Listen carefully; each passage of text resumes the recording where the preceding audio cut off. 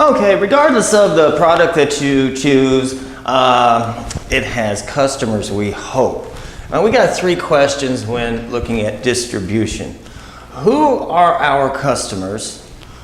Where are our customers? And how do we get the products to the customers? So we need to know who our target market is, who the customers are, and where are they.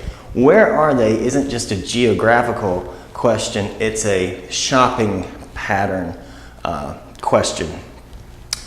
In Belize, the retail outlets that come to mind first are all of the grocery stores. We have hundreds of them. It's like Starbucks, right? Everywhere. And the grocery stores don't just have groceries, they have oils, auto kinds of stuff, cleaning kinds of stuff, pet stuff, cosmetics, deodorants, all of that stuff. So a lot of your products probably would fit into a grocery store. And other outlets might be the pharmacy, A&R, Era Plaza, places like that. So we have to know who the customers are, who we're targeting with our product, and where they shop. And now we got to get the product to the people. There's 2 options here. We could use distributors. In the potato chip guy, we used a distributor. We were a couch potato selling potato chips, right? So we were using a distributor such as Madisco. But when we do this, we lose control over the relationships with the store. We don't really know what's going on. We don't even see the store. I know of an example of a person here who seems to be oblivious to what's going on out in the stores. Even though the person has a sales force, I doubt they even look at the area where the product is. They just go in, say, how many do you want? And then they go back and they report it to the company, and then they send out their distributor, who is outsourced. So if you can imagine, the potato chip guy is a great example of not doing the distribution yourself, but that's with potato chips, and well, potato chips are important. The other option is we could use our sales force, and we could have people going out and checking on the stores. If we have this in-house, we don't outsource this. We have a sales force. It might even be you on the weekend. You know the people, you know the retailers, you know the stores, you know the competition, you know where the product is placed, and if it's in a correct place, and if it's hidden and off in a little section of the store that nobody goes through, you might request it to be presented in a more prominent space. So with distributors, we lose control over the relationships. We don't see the store. We don't have our finger on the pulse of what's going on out there. But with a sales force in-house, we do know what's going on. In fact, you can feel the flow at each store. This store does this store does this. So we have that question. That's a big question, to have distributors or to have your own sales force. Strategically, you're going to have to make a balance. If the distributor is already going there, you know, it's probably going to be a lower cost, but we lose. So you have to kind of balance. If we have the sales force, it's probably going to be more expensive, except look at all the benefits that we get. So you have to think strategically about that.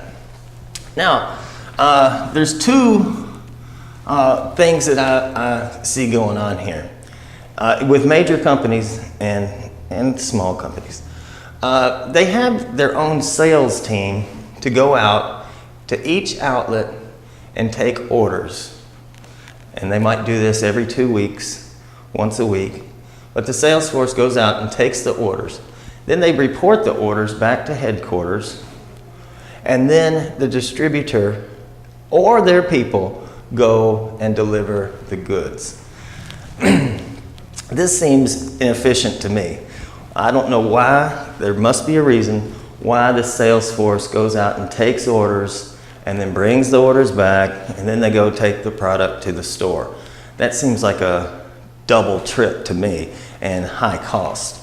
So they must have a reason, but you must know that this is expensive. You're making 2 trips. I don't know why you don't just take the good there to begin with. Go, you like 12? Okay, here's 12. So here again, if you go back up to here, the salespeople go get the orders, bring it back to headquarters, and then the distributor, the hired gun, goes and delivers, or you have your people go deliver. Now, the big question is sales commissions, and a lot of there can be. I have a tendency to go with sales commissions too, but there are problems with sales commissions, and you must be strategic in your thinking about your compensation for your sales people, if you have those. If you're on sales commission, you get 50 cents for every product you sell, and you have to factor in that the salesperson only is in control of so much. They're not in control of the competition's prices, the competition's quality, the economy, the quality of your product. They're just trying to sell it, right? So ethically speaking, they're not in charge of much more than going to the store, presenting properly the product, and making the sale. So they're not in control of much. But it can also result in pressure selling, where the person is trying to pay their own bills with the commission, so they have to take the product and really push it and and pressure the retailer into taking the product. And that can make the relationship out of whack, where the retailer hates to see the salesperson and might, just say, I don't want to deal with you, I don't want your product. And all of that would have been done due to the pressure selling, which the commissions created. Another problem would be stuffing the pipeline. By this I mean, if the store needs 12 of something, the salesperson, hoping to get a bigger commission, would try to sell 24 of something, and that could result in expired goods. If you're only going to sell, if the store only sells 12 cans of soup and you push them to take 24, and oh boy, the salesperson does this at every store up to a point where they sell out, and then the other stores don't have any soup, and the stores that he or she sold to has too much soup, and then the salesperson goes back to headquarters and says, I sold out, give me my bonus, give me my commissions, I'm great. And you go, wow, that's great, but then only to find out that half the stores don't have any of the product, and half of the stores have twice as much as they need. And those products might go expired, right? Because they're sitting on the shelf too long. So I want you to realize that part of your strategy for the private label, you're not in charge of much, as the previous video says. The private label manufacturer has the burden of getting everything right. Now all you have to do is get it out there, right? So, and in doing that, you'll be tempted to have sales commissions. I guess the question is, would the salesperson be happier guessing what their income is going to be for the month, or already knowing what it is and you paying them a salary and trusting them to go out and do the right thing with leadership? Now, another point I want to make here is we have the concepts of convenience products, shopping products, and specialty products. A loose definition is convenient products are widely available everywhere.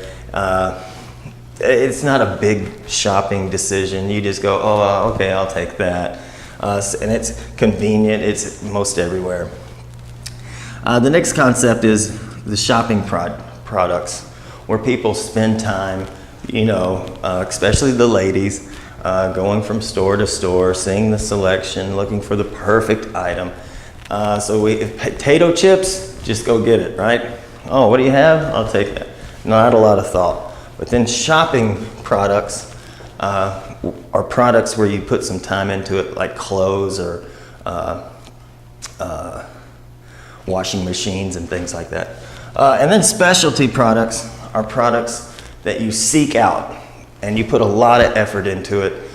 You study it, and the point of the specialty product is you go out of your way to get it.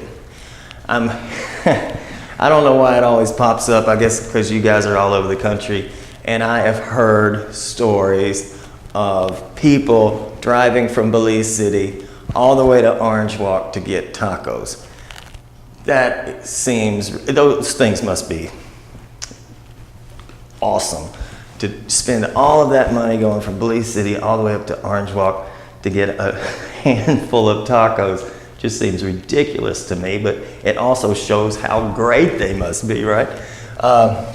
So the point I want to make is, here is some things, simple things, people love to the point that they will go the extra mile.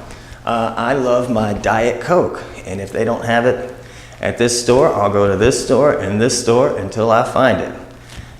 I put in a lot of effort. Sometimes I have to, because that's what I want.